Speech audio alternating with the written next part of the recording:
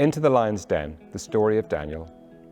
After Jeremiah's letter, God's people waited for God to keep his promise. They planted gardens and built houses and started families. But most of all, they counted the years.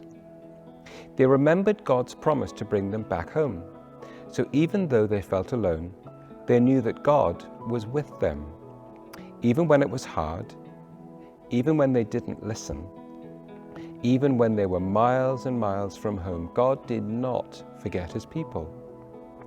So he sent another prophet to remind them that he wouldn't stay far away forever.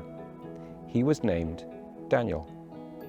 Daniel was one of the smartest prophets who ever lived. He was also one of the hardest working. And he had a special gift. Like Joseph had back in Egypt, Daniel knew how to interpret dreams.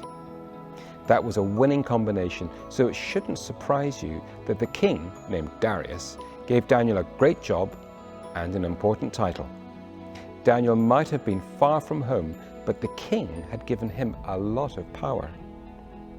Some people got jealous of Daniel pretty quickly. They wanted his great job and his important title, so they started plotting of a way to take Daniel down. This was their plan.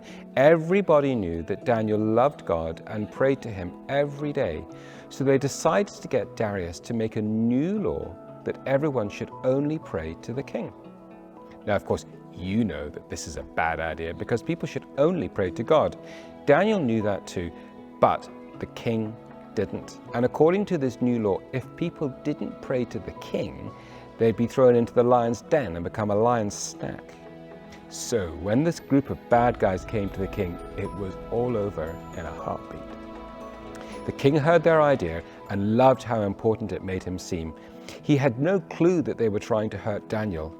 He signed the paper, and just like that, Daniel's life was in danger.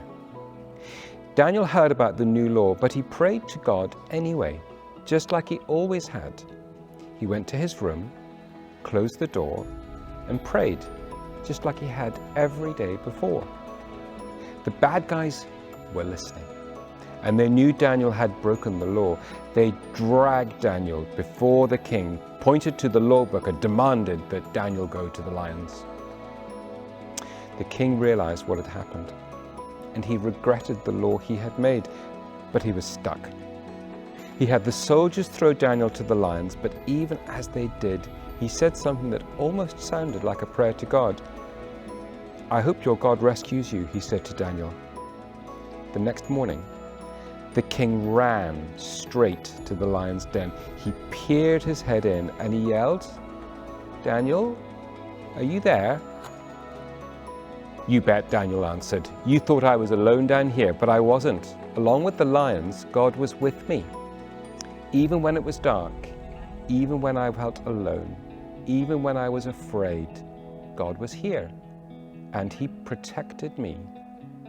Daniel wasn't the only one that God was using miles and miles away from home.